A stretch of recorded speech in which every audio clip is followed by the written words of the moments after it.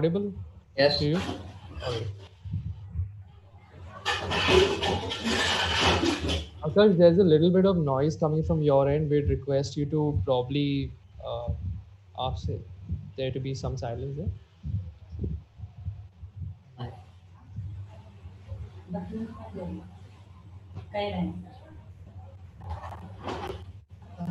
दीदी तुम नहाई गए सोलर मान लीजिए बाहर हम कह रहे हो आवाज आ रही है क्या कर रहे हो तो छोटा चाहिए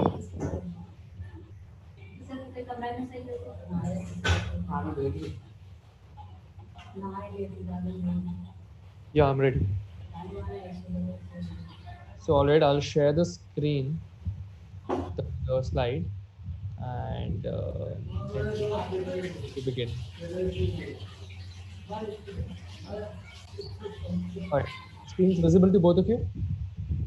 yes All right. Yes. So the rules will more or less remain the same for this quiz as well, apart from the fact that the final round is now a buzzer round, and you all have to be quick on the buzzer to score as many points as you can. So best of luck for that. And the first two rounds remain the same. It'll again pass clockwise and anti-clockwise, and the point system also remains the same. So I think that is about it, and we can then, once we are live and we are ready to go, we'll start the quiz. All right.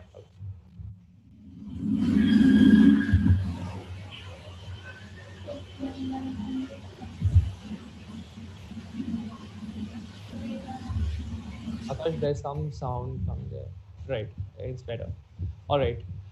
Good evening, everyone. Welcome to the second semi-final of the Nutshell Quiz League. We have two of our semi-finalists here, Shorashish Pandit and Akash Gangwar. Um, there was a slight change to the schedule because we were supposed to have a semi-final between Shorashish Pandit and Anvesha Panda. Unfortunately, she had to back out from the semi-final quiz, which is why Akash, who was the highest scorer amongst the remaining quarterfinalists, made the semi-final here. And this is basically another of the fourth quarterfinal where both these participants faced against each other. So here's an opportunity for Sarshish to cement his place in the finals by winning it again, or for Akash to redeem himself and win this quiz to move on to the finals. So we have already completed the first semi-final where we had a student, the first participant qualify. He was from St. Joseph's North Point School, Darjeeling, and we looked for our second semi-final, our second finalist today in this quiz. So good luck to both of you. And if there are no other queries, we can move on to the very first round. Yeah, you can. All right, great. So the first round on your screen. All right, first we have to meet the participants, of course, for the semi-finals. These are Akash Gangwar and Sharshish Pandit, as I already told you all. Good luck to both of them. Here's the first round.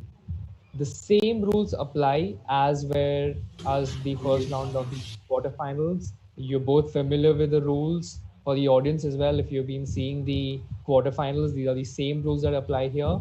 The first question will be for Akash, and if that goes unanswered, it'll pass on to Shorashish. There is no negative here, so either of you give me the correct answer, you get a plus 10 for this. And the first participant gets 15 seconds to answer the question. If it gets passed on, the second participant will have only 5 seconds. All right, so good luck to both of you. We start with the very first question for Akash, here on your screen. During Ramzan, one is not supposed to eat or drink between dusk and dawn. In 2011, an Islamic cleric called Muhammad al-Kabasi said that according to ancient Islamic laws, people living on mountains should break their fast after those living at ground levels. This was because the sun is visible for longer at higher altitudes. The same logic is applied to modern architecture as well. So this cleric said that people living above the 80th floor should fast for an extra 2 minutes, while those on the 150th floor or higher should wait for 3 more minutes before eating or drinking? For which very famous structure do these Ramzan rules apply? All right, Akash, your question, your time starts now. Just tell me the structure. It is Burj Khalifa. Absolutely correct. This is Burj Khalifa. So the rule for Burj Khalifa is that if you're living above the 80th floor, you have to break the fast 2 minutes after the people on the ground floor. And if you're living above the 50th floor, 150th floor, you have to break the fast 3 minutes after the people below or the ground floor, the first floor. That's a good answer to begin. This is plus 10 to Akash. Next question goes to Shorashish. In 1895, King Camp Dash, a traveling salesman, had a brilliant idea while shaving one morning. He thought of inventing a completely new razor with a safe, inexpensive, and disposable blade. By 1901, he had perfected his idea and, along with William Emery Nicholson, started the American Safety Razor Company. What was King Champ's surname? King Camp's surname. All right, Shorshi, your question. It is Gillette. Gillette is absolutely correct. This is Gillette. King Cam Gillette is the person, and he started the Gillette company that is now the world leader in razors and blades for shaving. So good answer, both of you, for your first questions. Plus 10 to Shortfish as well. Akash, next question goes to you. After a Thanksgiving Day dinner in 1937, Walter Frederick Morrison and his future wife Lucia, were offered 25 cents for a popcorn can lid that they were tossing around. They realized that there was a market for it. In 1948, Walter Morrison and his partner Warren Francisco created a plastic version of it. In 1955, Morrison sold the creation to a new toy company. Um, I think we have lost Akash. You're here, Akash. Yes, I am not available. You can see the screen, right? Yes. Okay, all right. So I'll just continue reading the question. I'll start from the beginning. After the Thanksgiving Day dinner in 1937, Walter Frederick Morrison and his future wife Lucia were offered 25 cents for a popcorn can lid they were tossing around. They realized that there was a market for it. So in 1948, Walter Morrison and his partner Warren Francisco created a plastic version of it. And in 1955, Morrison sold the creation to a new toy company called Vamo as the Pluto Platter in an attempt to cash in on the public craze over space and unidentified flying objects. So, what are we talking about? What was their creation that is now very famous all around the world? All right, Akash, your question. What is the answer? You have another 7 seconds.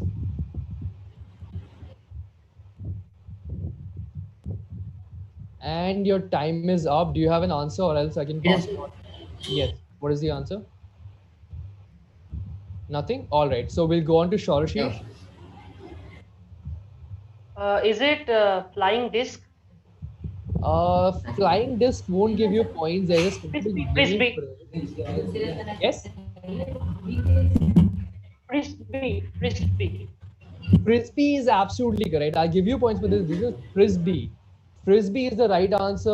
The sport of frisbee is now very popular around the world, and this is how it started. So frisbee is the answer we're looking for. Good answer here. Plus 10 to Shorshish. Next question goes to Akash. This is the Lego minifigurine of Simon Masrani, the fictional CEO of Masrani Corporation and the owner of Jurassic Park. Jurassic Park, right? So, who played the character of Masrani in a 2015 movie? Akash, your question.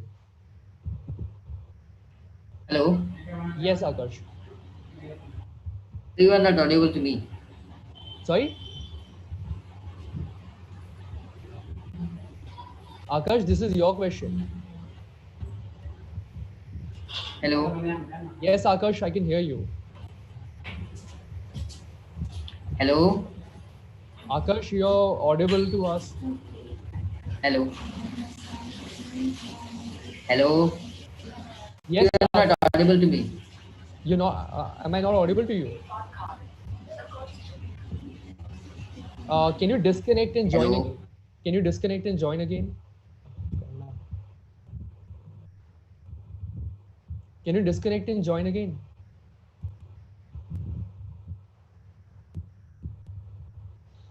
I think we'll wait for a few All right, seconds. it's fine. It's fine. Akash will join. Yes. Akash, connect to the audio.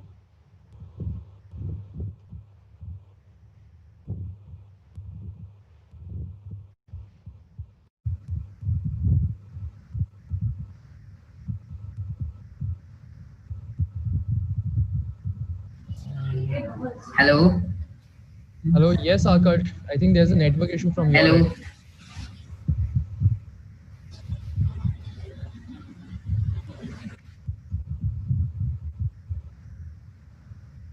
Hello.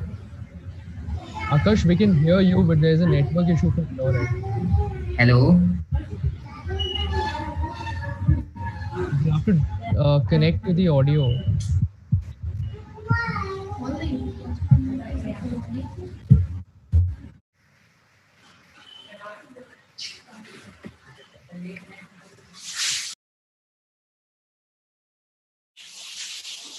Akash, can you hear us now? Yes, sir. You can hear? Yeah. Okay, so we can continue with the quiz, right? Okay. All right, so here's your question on the screen.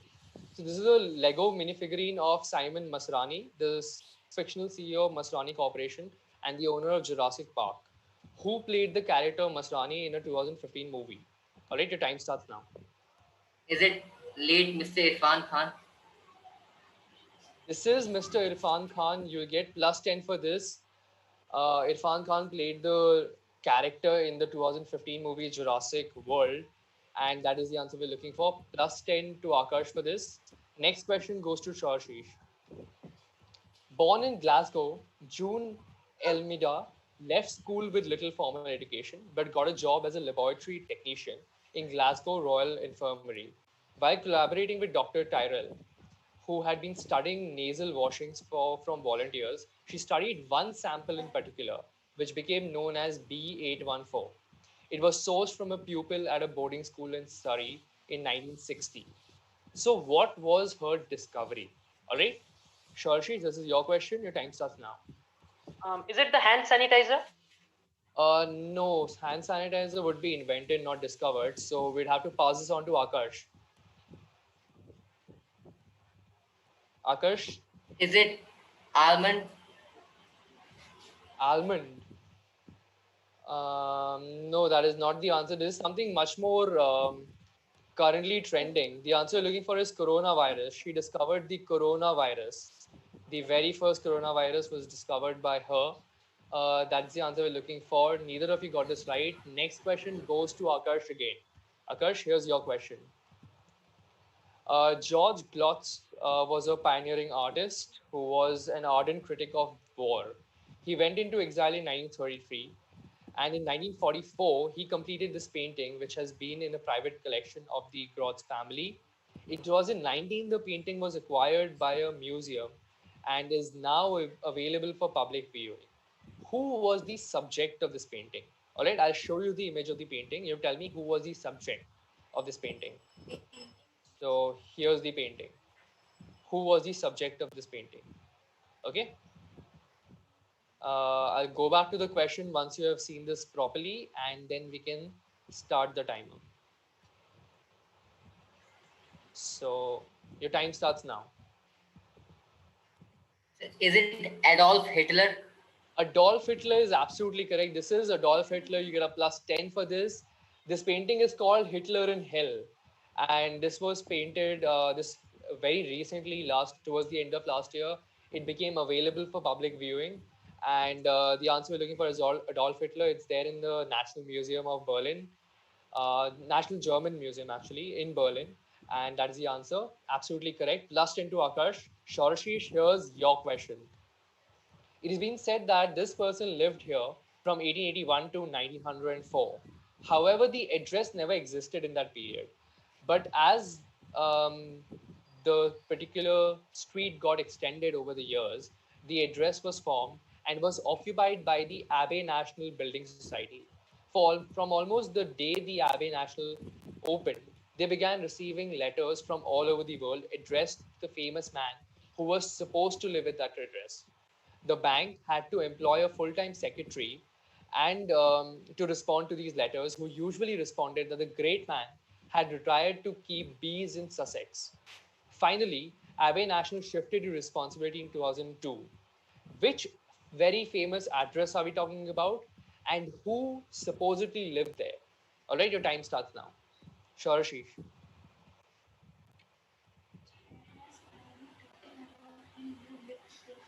Is it somehow Albert Einstein? This is not Albert Einstein. I'll pass this on to Akash. Akash, your time starts now. Is it James Watt? Not James Watt. This is probably one of the most famous addresses in the world. And the answer we're looking for was 221B Baker Street, London. The address for Sherlock Sherlock Holmes. Holmes. The address for Sherlock Holmes. So, at the beginning, when Arthur Conan Doyle started writing Sherlock Holmes, the Baker Street had houses only till the hundreds. But as in when the street began expanding, there were new houses made. Then the 221 started, or the 200 started appearing on the street. And when the 221 building was created, it was occupied by National Abbey building. And today, there is an actual 221B address, though it is not in the location for 221B, but it's an address that is called 221B, where the Sherlock Holmes Museum is located. Museum. Yes. So if you ever look for 221B Baker Street, you will find the Sherlock Holmes Museum. So wasn't answered by either of you. This was a question direct for Shorshish. Next question at the final of this round goes to Akash. Here's your question. This is the image of former US President Barack Obama occupying a specific seat in an empty bus. What is the significance behind this particular seat that he's occupying? Your time starts now. Akash. Akash, this is your question.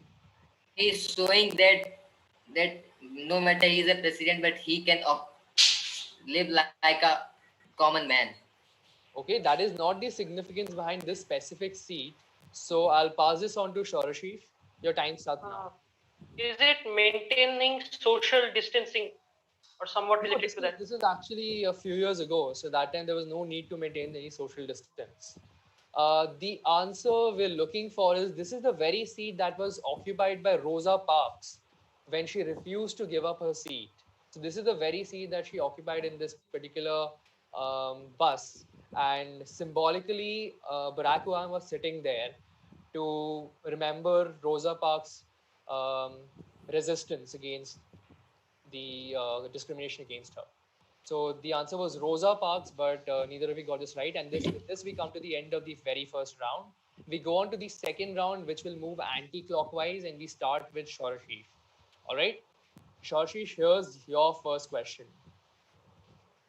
This distinctly shaped country faces a very strange problem. It keeps being forgotten from maps of the world. In fact, a hilarious Tumblr blog titled World Maps Without Dash is dedicated to naming and shaming organizations that forget this country in the maps. According to some of the reason for the omission is that most of the world maps use the Mercator projection, which leaves the country at the bottom right corner of the map, making it very easy to misplace with a thoughtless crop. In fact, the country's government's website's page not found, or error 404 page, screen actually displays the map of the entire world without the country, omitting this particular country, and the message says, "We are sorry, something's missing." You have to tell me the name of this country. I'll show you the error 404 page of the government's website, and you just tell me the country. Shorshi, this is your direct, okay? Here's the error 404 page. So you guys know what error 404 page is, right? When the web page cannot be found because of various reasons, the server might be down or the internet might not be working. So this is the message, the error 404 message appears. So this was the government's website's error 404 screen. And I'll go back to the question. That's the main place where you can work out the answer. The country usually is omitted from most of the world maps because on many world maps, it appears on the bottom right corner. of the map, which makes it very easy to be misplaced when people are cropping it out. Okay, so tell me the country. Your time starts now, Shah. Is it New Zealand? Absolutely correct. That's a very good answer. This is New Zealand. New Zealand, which appears right at the bottom right edge of a map, um, because of the fact that we follow this sort of a pattern of world maps and globes. However, in New Zealand, actually, they follow a different pattern where New Zealand is actually at the center of the map, and Europe and Americas they shift towards the edges. So New Zealand is the country we're looking for. This is a very interesting page because there are many different organizations which simply omit New Zealand from the maps. There are big companies like Forbes and IKEA and other government sites which make this mistake. So good answer, Shorshi. You get a plus 10 for this. Next question is for Akash. Emma Lazarus from New York contributed towards shaping the self image of the United States, as well as how the country understands the need for those who emigrate to the United States. Her theme produced sensitivity and enduring lessons regarding immigrants and the need for dignity. Where can her sonnet, The New Colossus, be found in the US? Here's the image for the new Colossus. All right, your time starts now, Akash. You have 15 seconds for this. Tell me where can we find this particular. I'm sorry, I think the timer is not here. So you have 15 seconds. Your time starts now. Can you show the image, please? Yeah. So here's the image. Where in the United States can we find this particular plough? You have 6 seconds, Akash. Is it New York City? I need something very specific. So New York City will not give you points. Shorashish, White House. No, that's not right. White House is not in New York City. Shorashish, your question. It passes on to you for 5 seconds. Okay, is it the Statue of Liberty? Statue of Liberty is absolutely correct. This is at the bottom of the Statue of Liberty. You get a plus 10 for this. Good answer.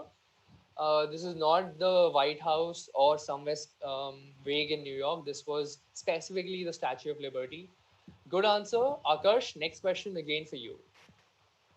This flower gets its name from the Old English word which means day's eye. While the name seems random, it's actually quite appropriate as the petals of these flowers open at dawn and close again at dusk. Which flower are we talking about? Your time starts now.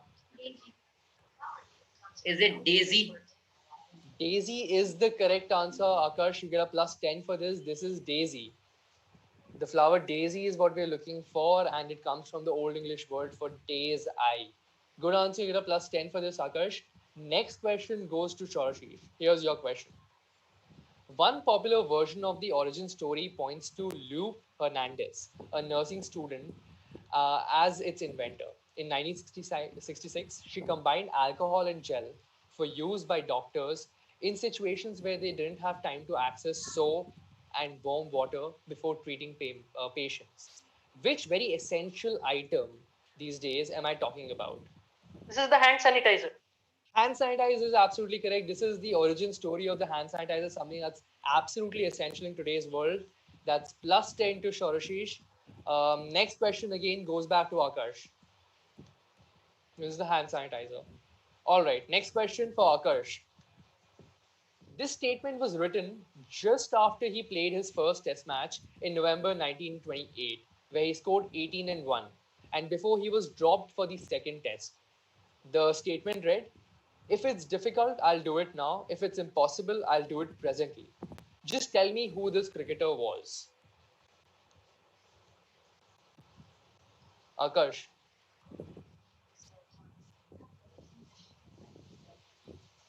You have 5 seconds, Akash. Is it Bishan Singh Bedi? Bishan Singh Bedi did not play in November 1928. Shorashish, your question. Is it Mansoor Ali Khan Pataudi?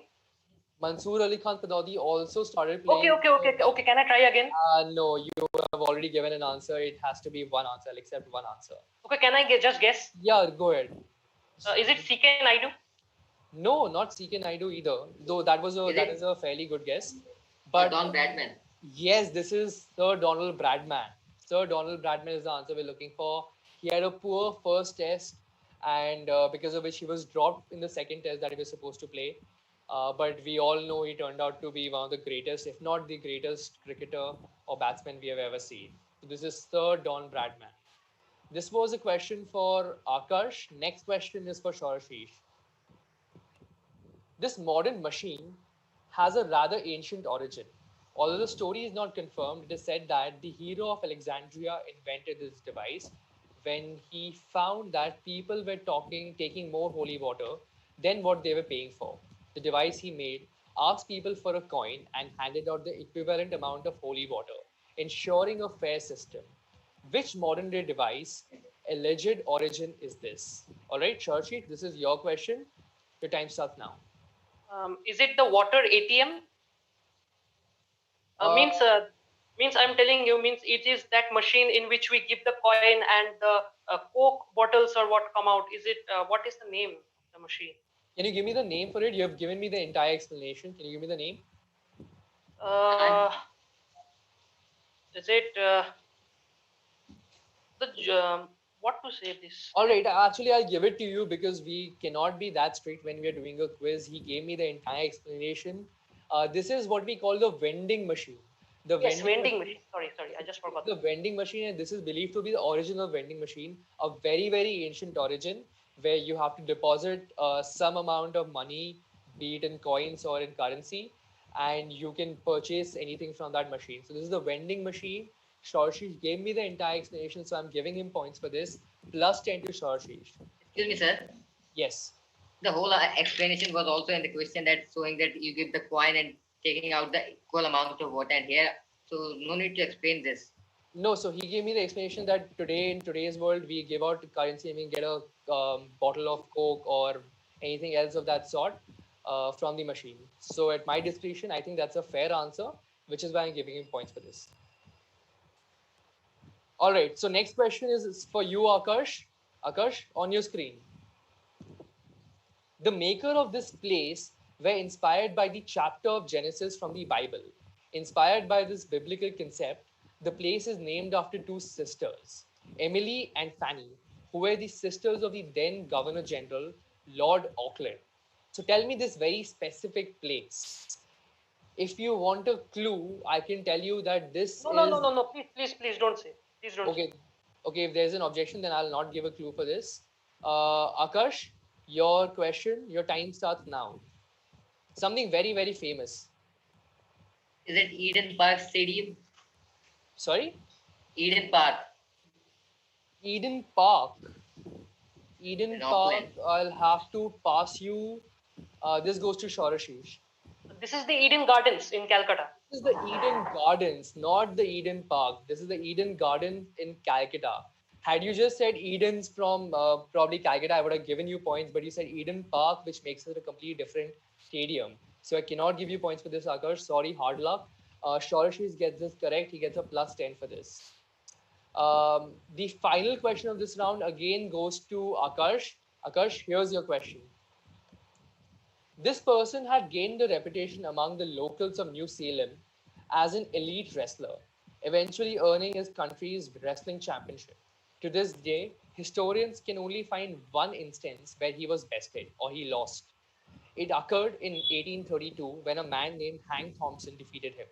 While Thompson may have claimed the title, this person's reputation as a feared wrestler was rewarded in 1992 when he was inducted in the Outstanding American wing of the National Wrestling Hall of Fame. Who is this person? We do not know him for his exploits as a wrestler. We know him for something absolutely different. Just tell me the name of this person. All right, Akash, your time starts now.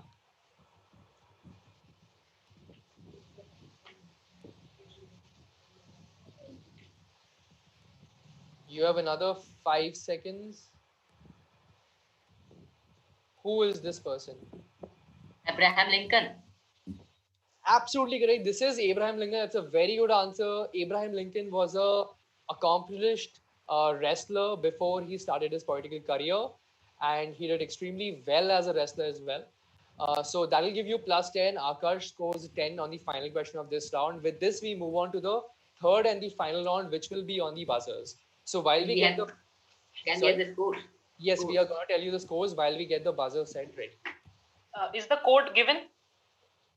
The code will be shared with you. You'll receive it on your phones.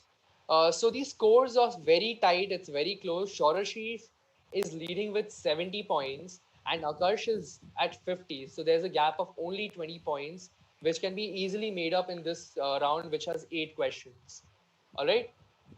So I hope you have received the. Shoshish, are you there? Yes, I am here. I am just searching for the code. Wait, it's coming. Right.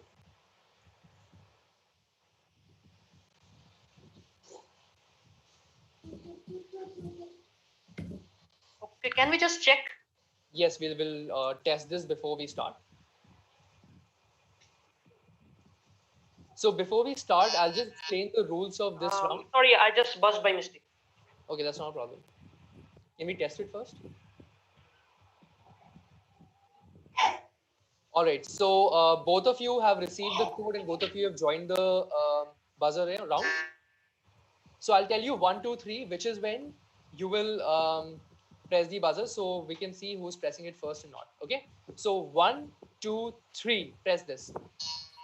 So Shorashi pressed it first, and Akash was second. So it's about who presses it first gets the opportunity to answer the question. Can you just repeat the scores? Yeah, so you are on 70 and Akash is on 50. Oh, okay.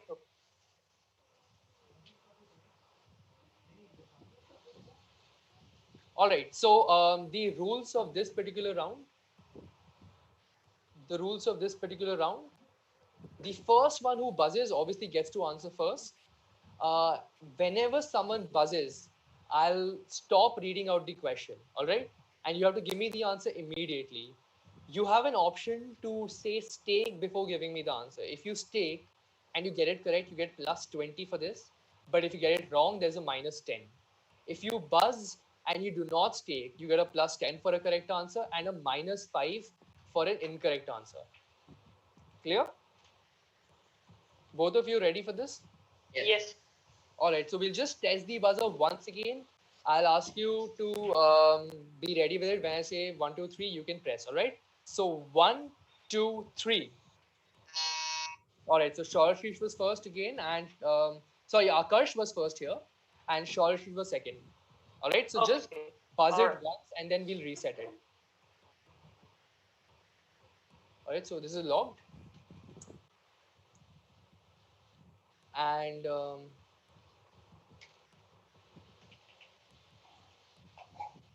one moment, we can start now. The buzzer is locked. Yes, the buzzer is locked. So once the question is started, we'll start with a buzzer. We'll unlock. All right. All right. All right. So the first question starts now. Prior to this particular innovation or concept, American breakfast was a hassle. The process was time-consuming and irregular, and it also led to a lot of injuries to the thumb. However, all this changed in 1928 when O.F. Rovedder introduced a new machine. The Chiloed Baking Company, which was the first to use Rovedder's machine, advertised the new concept as the greatest forward step in the baking industry since bread was wrapped. The commercial success of this innovation led to uniformity on the breakfast table, assume consumption. All right, Shorshi has gone for this. Shorshi, what are we talking about here? It is the rolls. The rolls. No, that is not the answer we're looking for. Shorshi will have to give you a -5 for this. So this question closes. Akar, do you want to guess it maybe? It is knife. No, this is not knife. So at the end, what I wanted to complete with was the commercial success of this innovation led to uniformity on the breakfast table, increased consumption of bread, and in turn, increased consumption of spreads such as jam to put on the bread. All right. The innovation we are talking about is called sliced bread. Bread would be offered sliced. That is what we're looking for, and neither of you got this right. We'll reset the buzzer. Shorshi gets a -5 for this, And the next question is on the screen now. In 1908, Sunshine Biscuits came out with Hydrox in the United States. The name Hydrox was intended to suggest hydrogen and oxygen. However, the not so friendly name of the biscuit caused problems for the brand to capture the market. Hence, when a similar cookie was introduced in 1912, it became more popular. Name the cookie that was introduced in 1912. I'll show you the image of Hydrox. You tell me which cookie was introduced in 1912, which became extremely famous. Okay? Here's the image of Hydrox. All right, Shaurashish has gone for it first. Shaurashish, are you staking or not? I stake it's Oreo. Absolutely correct. This is Oreo. You get a plus 20 for this. You're made up for the error in the previous question. This is plus 20 to Shaurashish for Oreo. As you can see, very, very similar, but Oreo is not the first to come out with this cookie. It was Hydrox. And with this, we come to the second. We are done with the second question. We can start with the third question now. Uttarakhand is famous for its spirituality centers and natural beauty. But since the past few years, the government has been trying to promote a new form of tourism, which they feel will attract a lot of foreign tourists. The state has a fair share of deserted mansions, hotels, and buildings, which are well suited for this unique tourist experience. Some of the locations which were chosen were Lambi Dehar Mines, Can you Stable repeat the question, Hotel. please? Sorry? Can you repeat it? I'm reading out the question. It's not I'll something sometime audible to me. Okay, I'll repeat it again. Uttarakhand is famous for its spirituality centers and natural beauty, but since the last few years, the government has been trying to promote a new form of tourism, which will attract a lot of foreign tourists. The state has a fair share of deserted mansions, hotels, and buildings, which are well suited for the unique tourist experience. Some of the locations that were chosen are Lambi Dehar Mines, Savoy Hotels, Abbey Bungalow. So, which form of tourism is being promoted by the Uttarakhand government? All right, tell me explain the type of tourism that they're trying to promote here.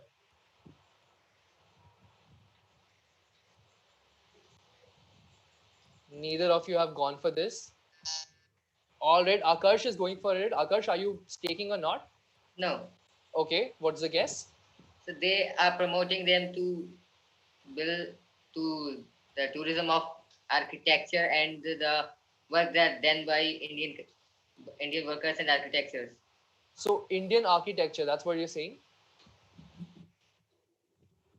You're saying Indian architecture, right? Yes. Okay, all right. So that is not the correct answer that we're looking for. Shorashri, do you want to give it a guess? No points for this though. No, I don't know this one. All right. So when you look at the fact that there are a lot of deserted mansions and hotels and buildings, then you can think of something which is called ghost tourism. So promoting haunted tourism or ghost tourism in the state, which would attract a lot of foreign tourists to visit the state. So that is what we're looking for. Neither of you got this right. Um, but we move on to the next question, which is here on which is on your screen now. So literally known as Oshia in Japanese, these people were originally introduced in the New York subways about a century ago. However, they became necessary in the Japanese metros because of the number of commuters who were well over twice the original capacity during the rush hours. When these people were first employed in Tokyo's station, they were called passenger arrangement staff and were largely made up of students working part time. However, now these duties are mostly performed by the station staff.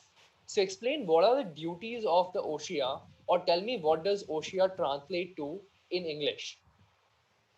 All right, so either of you going for it on the buzzer? The buzzer is still open.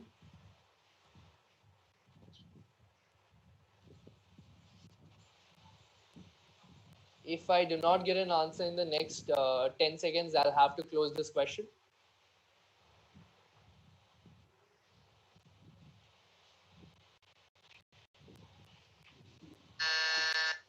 Okay, I can see Akash buzzing first. Akash, what is the answer? Are you staking or not? Yes. You're staking. All right. So a person who works on as a what had said that who pushes people into the trains and Okay, that'll give you points. This is the job of these people pushing people inside the trains, and OSHA translate to pushers. So that is what we're looking for: people being pushed inside trains or pushers. That is absolutely correct. Akash gets a plus 20 for this.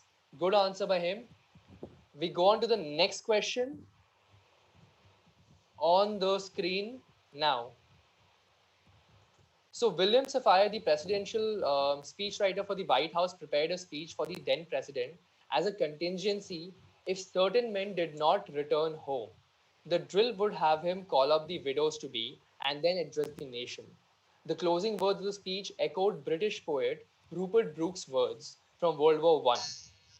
All right, Shorashi, yes. Which undelivered speech are we talking about here? Yes. Is it the speech that was to be delivered if the astronauts who went to moon don't return back? Absolutely correct. That's the exact answer we're looking for. You did not stake this one, so you get a plus 10 for this. But this is Apollo 11 crew. If they did not return from moon, then this was the speech that would have been given by the president. I tell you something. Actually, I buzzed by mistake. Okay, you buzzed by mistake, but you got the answer absolutely correct. So good. That is, Good luck from me. good luck for you. So very well worked out. That's a good answer, and you get a plus 10 for this. The final two questions of this quiz, I suppose, the penultimate question on the screen now. Oh, so this is a sixth question, sorry. So a popular maneuver in a sport, it is popularly known as, by the term dash dash, which was coined by former sports announcer and commentator Chick Hearn in the 1960s. The move that became popular because of its use in the 1940s was, however, banned from 1967 to 1976 due to injury concerns. The phrase has entered popular usage in American English outside of its sports meaning to refer to guaranteed success. All right, Shorashish, Is it retired hurt? this is not retired hurt. You do not stake, so you get a minus 5 for this. Uh, Akash, do you want to take a guess on this?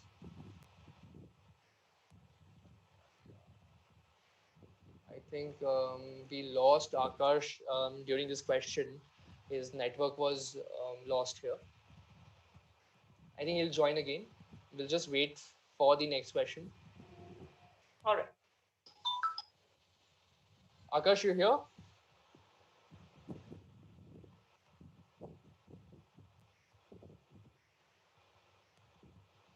Akash, kindly unmute yourself. Yes, can you hear us? yes. Okay. So this was buzzed by Shorashi. She got it wrong. There's a minus 5 for him. But you're free to take a guess. Fill in the blank with a sports term. If I can give you a clue now, the sport is basketball. Either if you want to go for this, the sport is basketball. No. No, a very popular term in basketball. The term we're looking for is slam dunk. Slam dunk, Oh, which outside basketball actually also means short success or guaranteed success. So that is what we are looking for. This was incorrectly answered by Shorshish, who lost 5 points for this. Next question, the seventh question or the penultimate question of this quiz on the screen. During the Cold War era, US President Ronald Reagan and Soviet General Secretary Mikhail Gorbachev met for the Geneva Summit of 1985. During the proceedings, Reagan and Gorbachev decided to take a walk. Reagan, who was a big science fiction fan, was influenced by science fiction on how he governed things. It was here that Reagan asked the Soviet leader if they would have each other's back in the face of Dash, and without any hesitation, the two agreed. So tell me, thinking about the fact that Reagan was a big science fiction fan, what did they informally agree on to have each other's back? In what situation did they informally agree on? It's a very interesting funda. So try to explain what did they agree on. This was during the Cold War, during the Cold War era, where there was a lot of. All right, Akarsh has gone for it. Akarsh, are you staking or not? Is it the last question? This is the second last question. Yes, I'm giving the answer. That is making of a cruise, Ronald Reagan. Making of a Cruise. cruise. I did not get that part. Making of a cruise. In the Okay. face of All right. That is not the answer we're looking for. This is something entirely different. So Akash gets a -5 for this. He did not take this one. Shaurashish, anyone, either of you want to go for it again? Maybe Is it backs in the face of time? in the face of time. No, this is not the answer. This is, as I said, something related to science fiction, obviously. So they agreed to help each other if they were faced by an alien invasion. That was the informal agreement. Though obviously it never happened in the 1980s, or probably we don't know if or when it will happen in the future. But that is what they agreed to, that the two countries would help each other out if either of them faced um, were faced with an alien invasion. All right, so before the last question, we would probably do the scores up till now. Shorishish is on Okay. 90 points and Akash is on 65. 60. Gave a wrong answer. Yes, he gave a wrong answer and he got a -5 for that. So in this, before this, he was on 50 and he got two negatives in this round and one correct one. So All right, it's so yes, 60. 60. He's on 60. All right, yeah. All right. So with this, we can go on to the final question of the quiz. It has been absolutely great quizzing with both of you. Some good answers from both ends. There are two negatives here. All right. So the final question of this round on the screen. Here we go. Gemling Dash and Peter Dash famously did something in 2003 to celebrate the 50th anniversary of their father's landmark achievement. Identify their surnames, very famous surnames. And what did they do in 2003? Or Shorashi, both parts. Is it Norgay? Okay. And they climbed the summit of the Himalayas again. Himalayas is a very big range. And I need both the surnames. Okay, it's Norgay and Hillary. Okay. And what did they do exactly in 2003? They climbed up the Mount Everest again.